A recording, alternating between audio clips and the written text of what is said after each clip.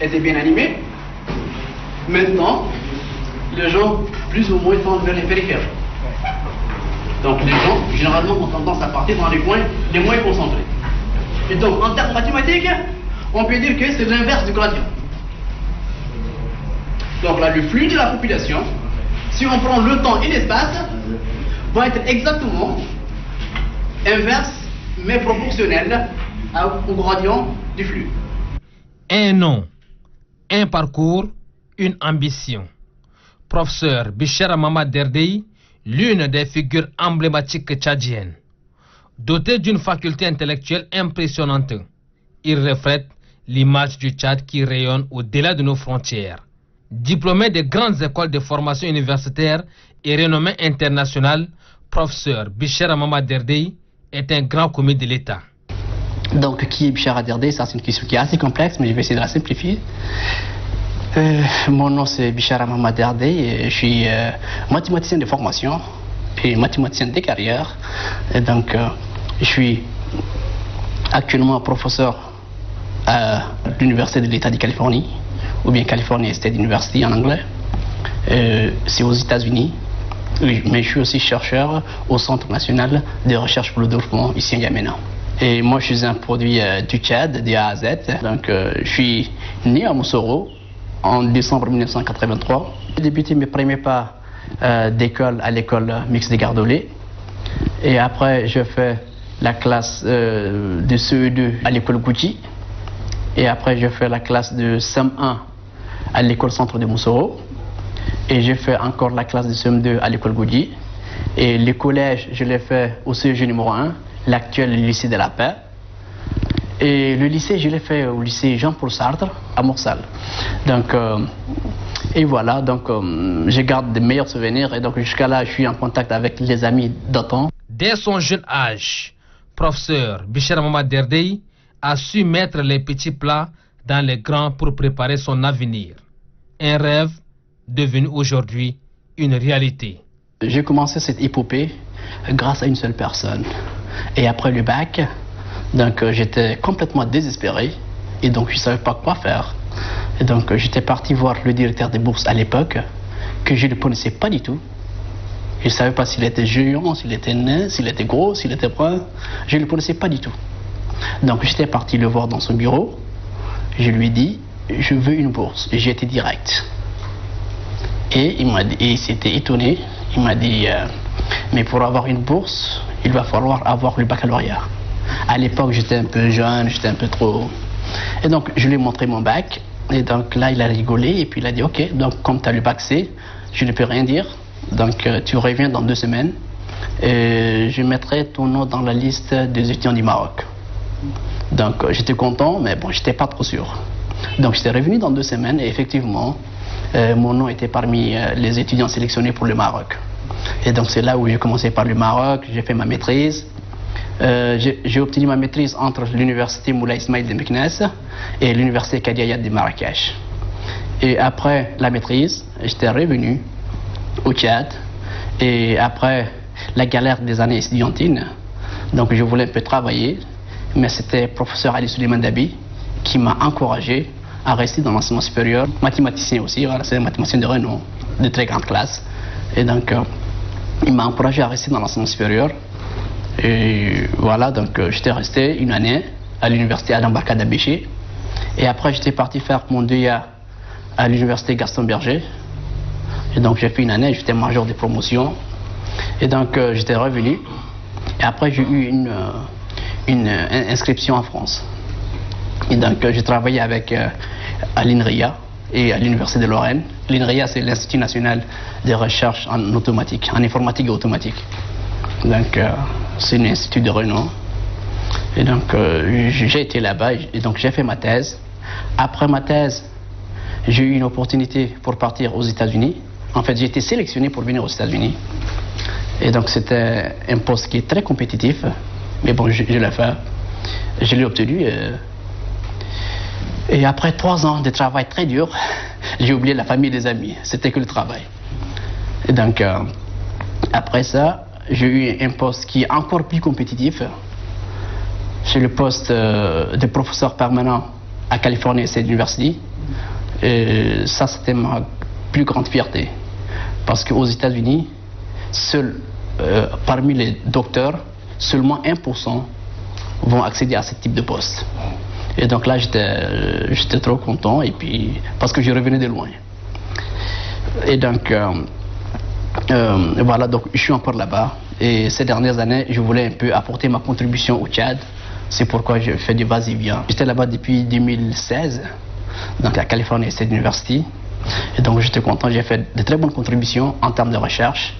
Et parce que c'est un marché, le marché américain est un marché très compétitif. C'est un marché où soit tu produis la meilleure des qualités, sinon ils vont choisir quelqu'un qui est plus meilleur que toi. Et donc il faut travailler jour et nuit. Je suis Abdrahman Iguidre, je suis chercheur INRIA, l'Institut national de recherche en informatique et mathématiques appliquées en France. Je connais parfaitement bien le professeur Bichara pour avoir pas mal travaillé avec lui depuis pas mal d'années maintenant.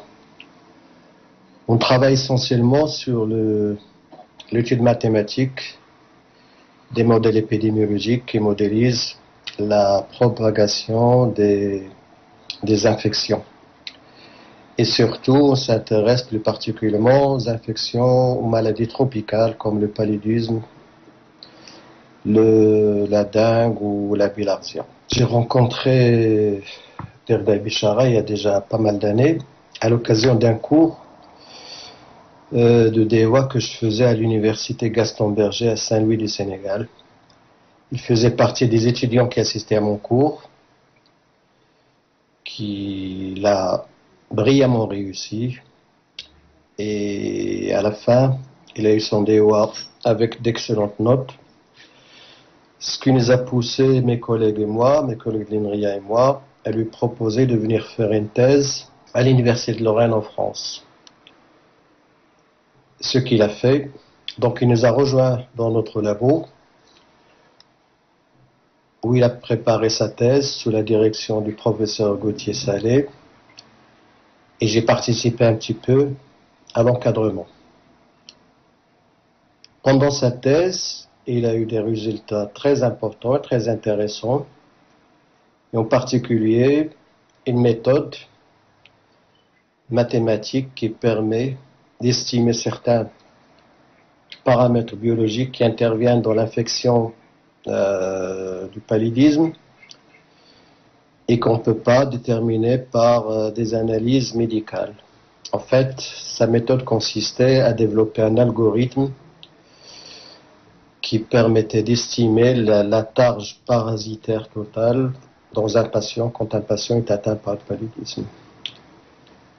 Et il a eu pas mal de publications pendant sa thèse, ce qui lui a permis après la thèse d'avoir un postdoc dans une université très prestigieuse aux États-Unis, à savoir l'Arizona State University, chez Castiuk Chavez, professeur Castiuk Chavez, qui est une personne très connue dans le domaine des biomathématiques.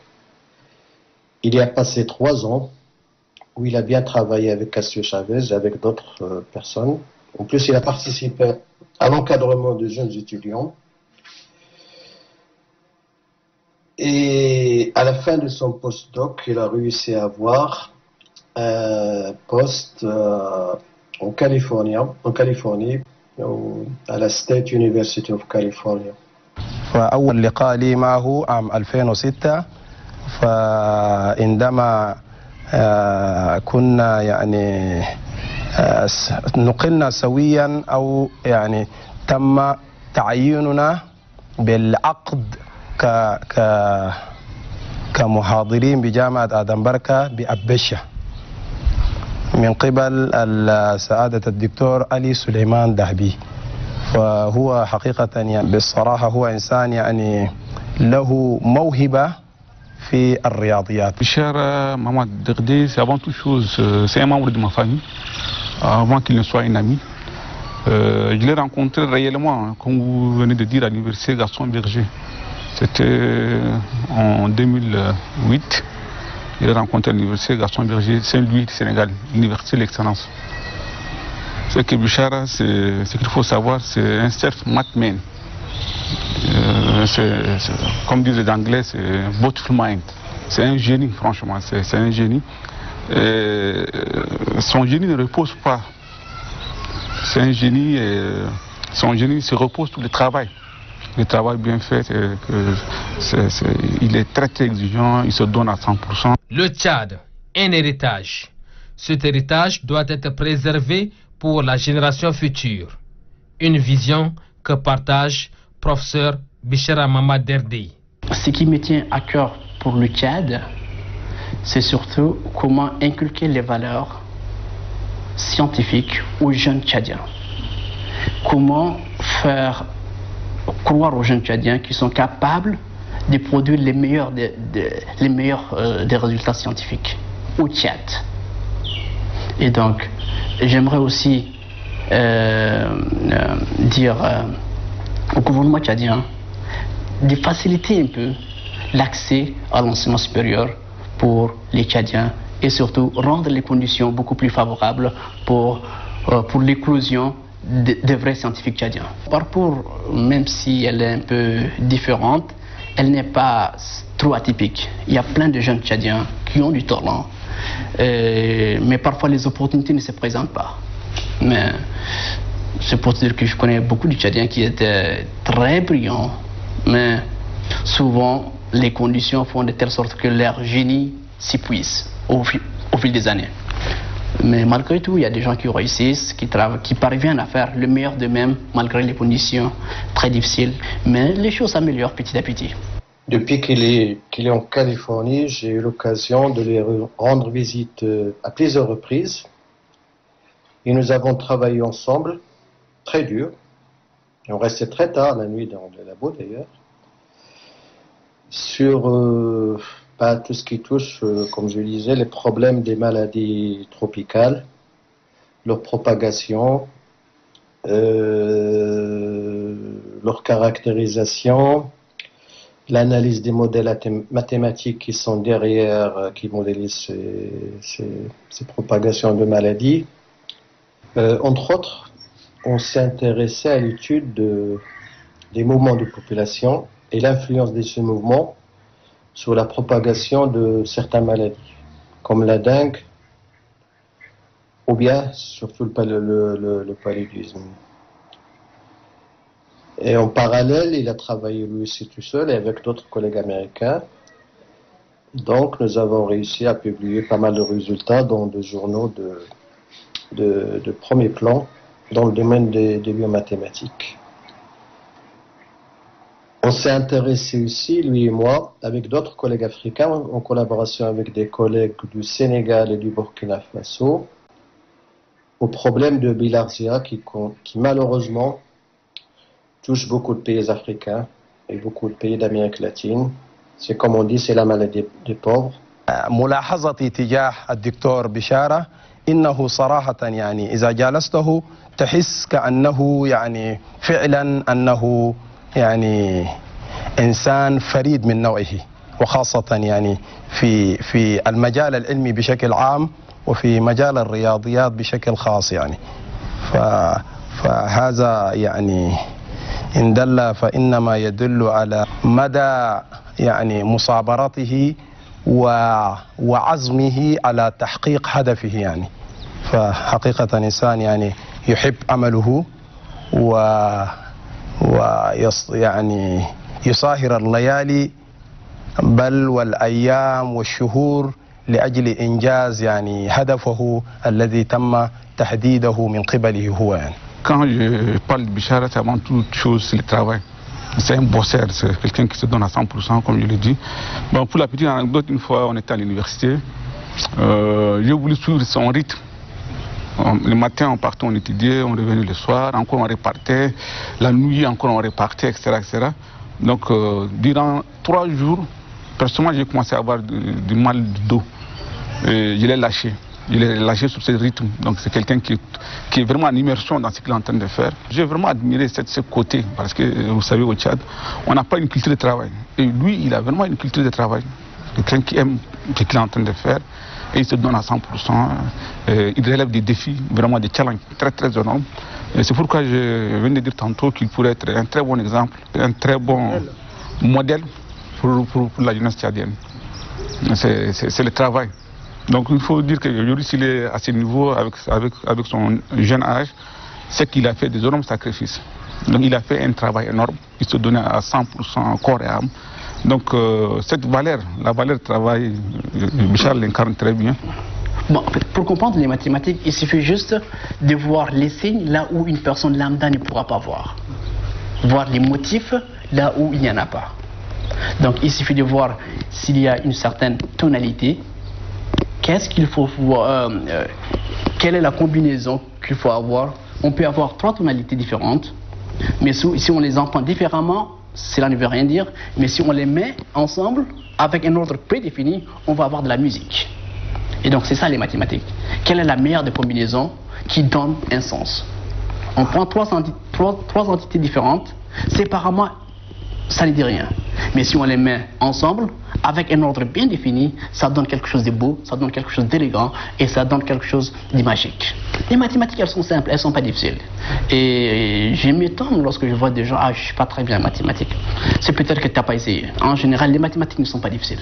Mathématicien de formation, professeur Bichara Mama Derdey est un amoureux des sciences. Il compte incessamment sur la science pour révolutionner le monde actuel. Les sciences ont déjà révolutionné le monde et donc maintenant on vit dans une chambre bien climatisée. Voilà, donc tout ça c'est l'effet des sciences et voilà, les déplacements sont devenus beaucoup plus faciles grâce à la science. Et lorsqu'on dit science, il y a les mathématiques, il y a les physiques, il y a les sciences humaines. On parle des sciences en général. On est dans un moment où il y a une transcendance. Il y a une transcendance des sciences. Donc les mathématiques vont se mêler aux physiques, les physiques vont se mêler à la biologie, ainsi de suite. Et la biologie va se mêler à la chimie, ainsi de suite. Il n'y a pas une science isolée maintenant. Donc toutes les branches vont s'émerger quelque part. Il peut être un modèle pour les jeunes Tchadiens qui sont plus souvent en perte de repères. Parce que quelqu'un qui est très exigeant, qui est très très bon dans ce qu'il est en train de faire, les mathématiques, et qu'il nous a prouvé lorsqu'on était à l'université Gaston Berger, l'université d'excellence de Saint-Louis, Sénégal. Il était major de sa promotion avec une moyenne de 17 sur 20. 17 sur 20, donc pour vous dire que ce n'était pas du tout à la portée de tout le monde.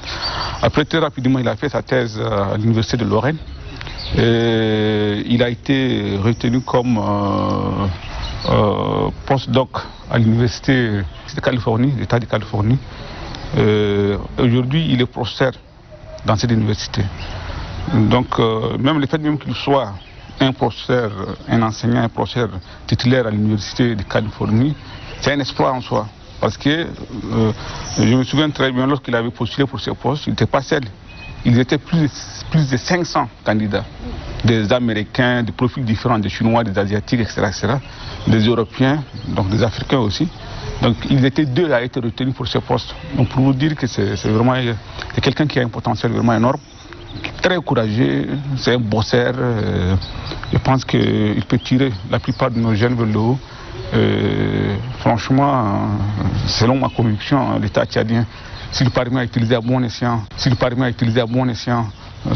ses connaissances, son agenda, il pourrait tirer l'enseignement supérieur vers le haut. بكل تأكيد يعني أنا أوصي شباب دولة تشاد بشكل خاص وشباب إفريقيا بشكل عام بأن يعلو همتهم تجاه التحصيل العلمي، التحصيل الأكاديمي، لأنه لا محالة لإنجاز أو لنهضة علمية أو لنهضة الأمة إلا بالالتحاق بعجلة التحصيل العلمي. لأن التحصيل العلمي حقيقة يعني كل الأمم التي يعني الآن نهضت وازدهرت في هذا العصر أو في العصور الماضية إلا أنها يعني تجدها اهتمت بالتعليم بالجانب العلمي بالتحصيل العلمي. Bon, sinon j'ai beaucoup de souvenirs avec M. Bichara, comme je vous ai dit, pendant les années où qu'il a passé ici en France. Il venait souvent chez nous, donc il connaît mes enfants aussi le connaissent. Il apprécie bien. Et aux États-Unis, on a passé de bon temps, mais il y a eu... Bon, je vais vous raconter une anecdote. Et ça, c'est typiquement Derdey. Une fois, on a travaillé très tard au bureau. Et en sortant du bureau, il a fermé, mais il a oublié la clé de la maison au bureau. On arrive, la voiture, il y avait le pneu qui était crevé. Et il était déjà presque 2 heures du matin. Il n'y avait personne. Pas de garage, bien évidemment. Donc on a dû appeler le dépannage. On a attendu longtemps. Le dépanneur arrive. Il amène la voiture jusqu'à un garage qui était fermé. Et après, nous, on prend un taxi pour rentrer, se reposer un petit peu. Arrivé devant chez Bichara, on était très contents. On allait enfin pouvoir dormir. Devant la porte, il met la main dans la poche et me dit « Merde, j'ai pas les clés. » « Où est-ce qu'elles sont ?» Il me dit « Non, je les ai oubliées au bureau. » Donc on s'est retrouvés là, devant la porte, à 4 heures du matin, sans clé, sachant que l'université se trouve à peu près 40 km et on n'a pas de voiture. Donc on a dû reprendre un autre Uber pour retourner à l'université, pour aller reprendre les clés. Et finalement, on a pu s'endormir quand même à 7 heures du matin. Voilà, c'est tout ce que je voulais vous raconter. Bon, et ben je vous dis bonne fin de journée et à bientôt, Inch'Allah. Le taux de chômage en milieu jeune demeure pour l'homme une préoccupation majeure. Cette problématique d'accès à l'emploi est due à un nombre élevé de diplômés littéraires qui espéraient des lendemains meilleurs à la fonction publique. Cette institution publique peine malheureusement à contenir ces jeunes diplômés. La jeunesse est vivement recommandée pour le domaine scientifique. Je leur dirais de croire en eux-mêmes et surtout de patienter. Et une dernière chose, de ne pas être timide en face d'une opportunité. Donc si on a une opportunité, il faut sauter dessus. Généralement, les opportunités ne se présentent pas 2 fois. Moi, j'étais parti rencontrer le directeur de bourse, Dr Ahmad Rouzi, et j'ai eu une bourse pour le Maroc. Et j'ai eu à échanger avec Dr Carlos Castillo Chavez, c'est un très grand mathématicien, vite fait. Et donc j'ai eu une opportunité d'avoir un poste aux États-Unis.